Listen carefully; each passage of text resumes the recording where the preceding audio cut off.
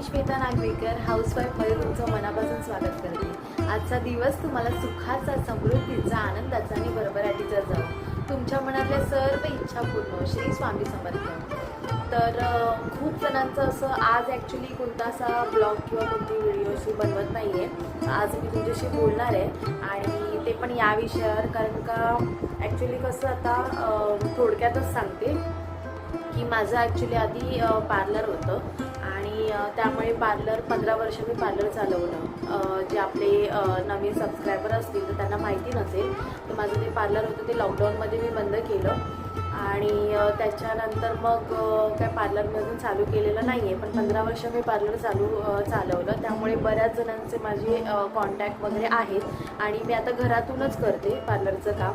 त्यामुळे भरपूर जणांचे कॉन्टॅक्ट्स, भरपूर जणांकडे माझा कॉन्टॅक्ट नंबर आहे। सो आता मी ह्या ज्या व्हिडिओ वगैरे चालू केल्या त्या मला कॉल येतात की हे तू कसं करते, ते तू कसं करते। तर आज मी स्वामींची जेव्हा स्थापना केली आणि त्याच्यानंतर नित्यसेवा चालू केलेली आणि आता मी 7 दिवसाचं पारायण केलेलं। तर खूप जणांचं असं म्हणजे मला कॉल आला की तू नित्यसेवा कशी करते, परंतु 7 दिवसाचं पारायण कसं केलंस ते सांग। तर आज मी त्याच विषयावर बोलणार आहे की मी पारायण कसं केलं आणि मी नित्यसेवा करते तेव्हा मी काय काय करते, तर त्या गोष्टी मी आज तुम्हाला सांगणार आहे। आज आधी मी तुम्हाला सांगणार आहे की मी आधी स्वामींची स्थापना कशी केली आणि स्थापना केल्यानंतर मी नित्यसेवेला कशी सुरुवात केली हे मी तुम्हाला सांगणार आहे। तर स्वामींची स्थापना मी ॲक्च्युली माझा बड्डे 14 जुलैला असतो आणि त्या दिवशी असंच मनात आलं की आज मला स्वामींच्या मठात जायचं आहे आणि दादरला जे स्वामींचं मठ आहे ते मी कधीच गेलेली नाही आणि मी स्वामींच्या मठामध्ये जायचे। आमच्या इथे वजिऱ्याला पण स्वामींचं मठ आहे स्वयंभू मंदिरच्या बाजूला, तर तिथे मी कधी ना कधी दर्शनाला जाते, पण असं दादरचं मठ मी कधीच बघितलेलं नाही। तर म्हटलं चला आता आजच्या दिवशीच आपण जाऊया। मिस्टरांनी पण सुट्टी घेतलेली, मग दादरच्या मठाला गेलो आणि तिथे गेल्यावरती मला एवढं प्रसन्न वाटलं, छान वाटलं आणि म्हटलं की आणि नंतर मग जेव्हा मी पोती वगैरे घेण्यासाठी बाजूलाच ते शॉप आहे, म्हणजे स्वामींच्या सगळ्या वस्तू वगैरे तिथे सगळं भेटतं, तर त्या शॉपमध्ये गेली आणि मला तिथे ही मूर्ती प्रचंड आवडली आणि मग मनात आलं की नाही आपण ही मूर्ती घेऊया आणि आपल्या घरी स्थापना करूया। आणि बऱ्याच दिवसापासून तर मी तुम्हाला माझं मंदिर पण दाखवते, देवचं मंदिर आहे आणि अशा प्रकारे। तर ह्याच्या बाजूला पण इथे ना अशी जागा होती आणि बऱ्याच दिवसापासून असं म्हणते की स्वामींचा फोटो आणायचा आहे पण किंवा मूर्ती आणायची, असं मनातून खूप दिवसापासून चालू होतं। नंतर मग विचार केला की आपण इथेच स्वामींची स्थापना करूया। तर मी व्यवस्थित अशी काच वगैरे तिथे बसवून घेतली आणि स्वामींचं ते आसन वगैरे पण तिथूनच घेतलं त्या शॉपमधून आणि मग मी स्वामींची मूर्ती घेतली। तिथून मी छान अशी स्वामींची तिथून मूर्ती घेतली आणि मग नंतर मग मी तिथे विचारलं की ते अभिषेक म्हणजे मूर्तीची स्थापना करायची असेल तर कशी करायची वगैरे। तर तिथे जे गुरुजी होते त्यांनी मला सांगितलं की तुम्हाला दुसऱ्या दिवशी इथे अभिषेकसाठी वगैरे घेऊन यावं लागेल आणि मग ते स्वामींची ते मठामध्ये जे स्वामींची मूर्ती आहे ना, तर तिथे चरणस्पर्श वगैरे करून देतात। तर मग मी त्या दिवशी मला दुसऱ्या दिवशी येणं काय पॉसिबल नव्हतं, परत दादरला जाणं वगैरे। तर मी तिथे अजून 1-2 जणांना विचारलं, तर ते बोलले की अभिषेक म्हणजे काय, तर म्हणजे जसं आपणही घरी करू शकतो, तर तू घरी नेऊन ते अभिषेक वगैरे करून तू स्वामींची स्थापना करू शकते। तर मला तिथल्या त्या गुरुजींनी मूर्तीला चरणस्पर्श करून वगैरे दिलं आणि मग नंतर मी घरी आणला आणि मग अभिषेक म्हणजे काय, पंचामृत आपण पूर्ण तयार करायचं आणि पंचामृत तयार करून मग आपण त्या पंचामृताने स्वामींना व्यवस्थित असं एका प्लेटमध्ये वगैरे घेऊन किंवा आपलं काय बोलतात त्याला तामण, ते तामणमध्ये ठेवायचं आणि मग नंतर पंचामृताने आंघोळ घालायची, नंतर परत स्वच्छ पाण्याने आंघोळ घालायची। छान असं स्वामींना जे आवडणारं हिना अत्तर आहे, तर ते अत्तर पूर्ण लावायचं व्यवस्थित एका फुलाने वगैरे। नंतर चंदन आपण स्वामींना लावतो, तर ते चंदनाचं सगळीकडे हे लावायचं आणि त्याच्यानंतर मग मी व्यवस्थित अशी त्या जागी स्थापना केली आणि त्या स्थापना करताना आपण स्वामींचं मंत्र मंत्र जप बोलत राहायचा, श्री स्वामी समर्थ श्री स्वामी समर्थ असं. तर अशा प्रकारे मी माझ्या घरी मस्त छान अशी स्वामींची स्थापना केली. आणि सगळ्या ज्या आपण लागणाऱ्या सगळ्या वस्तू आहेत ना त्या मी त्या शॉपमधूनच घेतल्या. आणि दुसरी गोष्ट, आता स्थापना करून झाली, आता स्वामींची नित्यसेवा कशी करायची तर ते मी तुम्हाला सांगणार आहे. तर मी नंतर आता रोज अशी नित्यसेवा चालू केली. नित्यसेवा मी सगळीकडे ना ॲक्च्युली म्हणजे स्वामींची स्थापना कशी करायची, स्वामींची स्थापना केल्यावरती कोणते रूल्स म्हणजे आपल्याला कोणत्या नियम अटी पाळायला पाहिजे आहेत असं खूप सगळीकडे विचारत होती. कारण का कसं आपल्याकडून कोणत्याही गोष्टीची चुकी नाही झाली पाहिजे असं माझ्या मनात होतं. पण मग मी सगळीकडे हे विचारपूस करून वगैरे सगळं स्थापना वगैरे केली. आणि त्यातून मला एकच मनापासून वाटलं की जे पण करायचं आहे ते मनापासून श्रद्धेने करायचं आहे. मग ते काही चूक किंवा काही बरोबर असं काहीच नाही. तर मी खूप मनापासून श्रद्धेने स्वामींची सेवा चालू केली. आणि तिथून ना हे दादरच्या मठातून तिथून मी ही पोथी घेतलेली श्री स्वामी चरित्र सारामृताची. ही मेन पोथी आहे, खूप मोठी अशी, पण म्हणजे ह्याच्यामध्ये 21 अध्याय आहेत. तर ही पोथी घेतली आणि ही मी वाचायला चालू केली. आणि नंतर मग मला समजलं की स्वामी चरित्र सारामृताची ना अजून एक पोथी आहे, ही तुम्हाला नाशिकलाच भेटते. तर मी यूट्यूबवरून म्हणजे अजून एक माझे जे कस्टमर आहेत त्या पण स्वामींच्या सेवेमध्ये खूप वर्षापासून आहेत. तर त्यांनी मला सांगितलं की श्वेता ही पोथी पण 21 अध्यायाची आणि ही पण खूप छान आहे. मोस्टली सगळ्यांकडे हीच पोथी असते, पण ती इथे कुठेच भेटत नाही, ती नाशिकलाच तिकडे भेटते. तर तिथून मागवायची असते. तर मी यूट्यूबवरून त्यांचा नंबर शोधून काढला आणि त्याच्यानंतर मग त्या ताईंशी कॉन्टॅक्ट करून त्यांनी मला ही कुरिअर केली. मला वाटतं ह्याची प्राईस 42 रुपयेच आहे आणि मला वाटतं 50-60 रुपये त्यांनी त्याचं म्हणजे डिलिव्हरी चार्जेस असतात ना कुरिअर करायचे, कुरिअरचे चार्जेस ते घेतले. आणि मी ऑर्डर केली होती, मला वाटतं 2-3 दिवसातच ही पोथी मला भेटली. तर तुम्ही जेव्हा स्वामींची घरामध्ये स्थापना करता, रोजची नित्य सेवा चालू करता, त्यावेळेस तुमच्याकडे ही पोथी असणं फार गरजेचं आहे. आणि म्हणजे पोथी असणं गरजेचंच आहे, कारण का हे रोज आपल्याला वाचायचं असतं. आणि ही माळ असते मंत्र जपाची. तर ही माळ मी मंत्र जप करताना हे करते, माळ घेऊनच जप करते. आणि जप करताना ही माळ आपण अशी नाही असं नाही करायची असते, ह्या बोटाचा वापर नाही करायचा असतो. तर ह्या 2 बोटांमध्ये आपल्याला हे बोट नाही, अंगठा आणि हे बोट वापरून मी हे असं पकडलं आहे.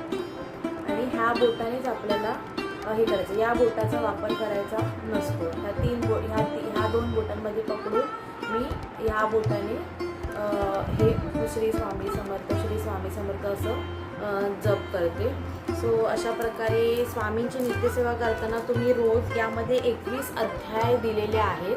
तर रोज 3 अध्याय तुम्ही वाचू शकता.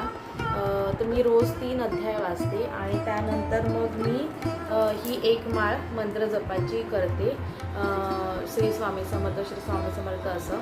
आणि जर तुम्हाला पॉसिबल असेल तर तुम्ही 11 वेळा ही माळ जप करू शकता. आणि आता मला जसं म्हणजे मी रोज एक टाईमच हे करते, कारण का देवांचं स्कूलचं वगैरे सगळं हे करेपर्यंत ना तेवढा 11 वेळा माळ जप करायला भेटत नाही. पण मी अशी जरी माळ जप करत नसते तरी मी किचनमधलं काम करत असताना किंवा मी जेव्हा पण फ्री टाईममध्ये असते ना, तर माझ्या तोंडात सतत बाहेर कुठे गेली तरी ट्रॅव्हलिंग करत असताना माझ्या तोंडामध्ये श्री स्वामी समर्थ हा मंत्र जप सतत चालू असतो. त्यामुळे मी एकदा ही मंत्र जपाची माळ करते. आणि अशा प्रकारे रोज 3 अध्याय वाचते. आणि ज्या दिवशी मी नॉनव्हेज खाल्लेलं असतं ना, तर त्या दिवशी मी स्वामींची ही माळ वगैरे जपत नाही.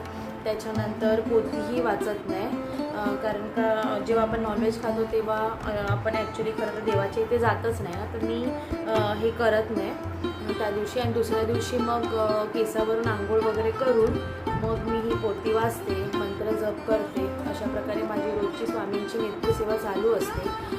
तर स्वामींच्या नित्यसेवेमध्ये पण असं काय रोज मी स्वामींची व्यवस्थित अशी पूजा करते. दिवा वगैरे लावून झाला की तिथे स्वामींना पाणी जास्त लागतं.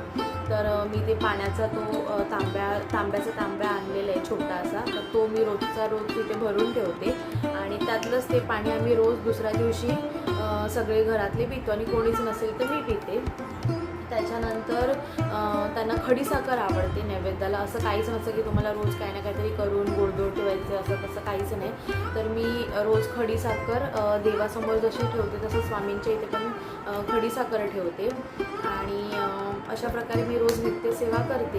मला जसं पण हे असेल आणि मासिक पाळीमध्ये 5 ते 7 दिवस तसे मी देवाकडे बत्ती लावत नाहीच, म्हणजे कोणाच्याहीच घरी ते तसं करत नाही. तर 7 दिवस मी देवाजवळ किंवा स्वामींच्या इथे आमच्या घरातलं कोणीच जवळ जात नाही आणि त्या बत्ती वगैरे पण आम्ही करत नाही.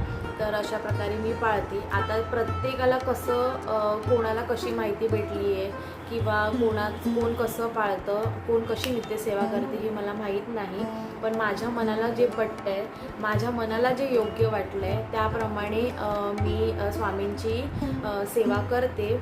आणि मला म्हणजे एकंदरीत मी जेवढ्याकडून सगळीकडून जेवढी माहिती मिळवली किंवा आता मी सध्या ह्याला पण अक्कलकोटला पण जाऊन आहे, तर सगळीकडे मला जी पण माहिती भेटली त्यातून मला एकच व्यवस्थित समजलं की तुम्ही म्हणजे स्वामींना खूप असं त्यांनी कोणतेच असं सांगितलेलं नाही आहे की तुम्ही नॉनव्हेज खाऊ नका.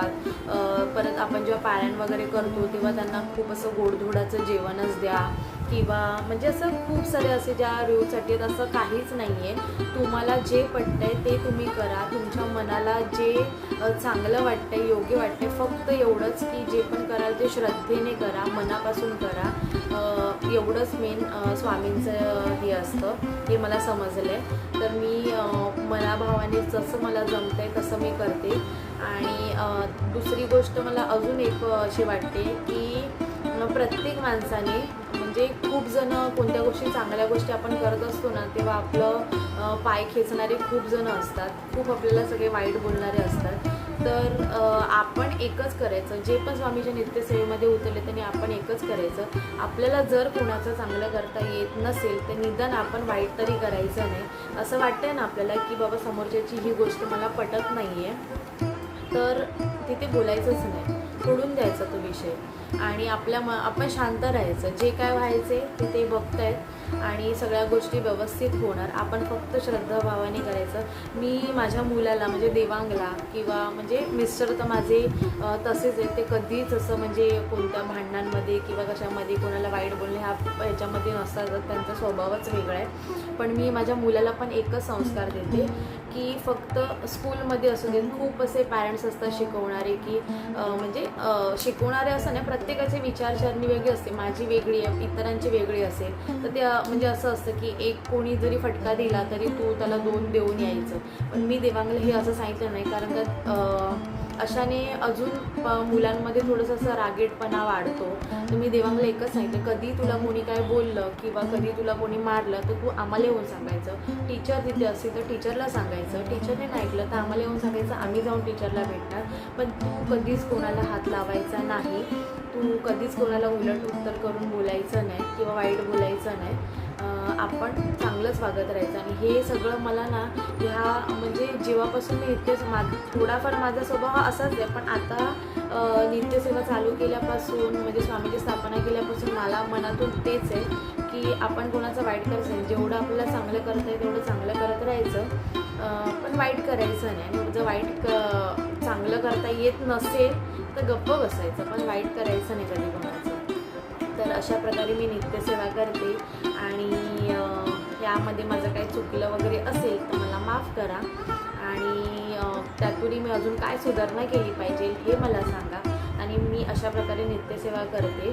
तर खूप जण मला विचारत होते, पण मी म्हटलं ह्यावरती मी म्हणजे मला एवढं पण माहिती नाही आहे, कारण का खूप हे आहेत सबस्क्रायबर वगैरे की जे स्वामीच्या नित्यसेवेमध्ये भरपूर वर्षापासून आहेत, म्हणजे ते पूर्वीपासून करतात वगैरे. तर त्यांना सगळी खूप माहिती असेल, पण मला जेवढी माहिती आहे तेवढी मी तुमच्याशी शेअर करण्याचा प्रयत्न केला. आणि त्यातूनही माझं चुकलं काय असेल तर मला नक्की सांगा कमेंट बॉक्समध्ये. आणि हा ब्लॉग खूप मोठा होईल, त्यामुळे मी माझं पारायण कसं केलं ह्याचा ब्लॉग मी यातच मी दुसरा पार्ट बनवते. तर ते पण मी तुमच्याशी शेअर करेन की मी स्वामींचं पारायण कसं केलं आणि त्याच्यानंतर त्यामध्ये मला काय काय अनुभव आले ते पण मी तुम्हाला सांगेन. तर आजचा हा माझा मी स्वामींची नित्यसेवा कशी करते, त्याच्यानंतर मी स्वामींची स्थापना कशी केली आहे ते कमेंट बॉक्समध्ये नक्की सांगा. आणि जर ह्या सगळ्या गोष्टी तुम्हाला आवडल्या असतील तर नक्कीच माझ्या चॅनलला लाईक, शेअर आणि सबस्क्राईब नक्की करा. श्री स्वामी समर्थ.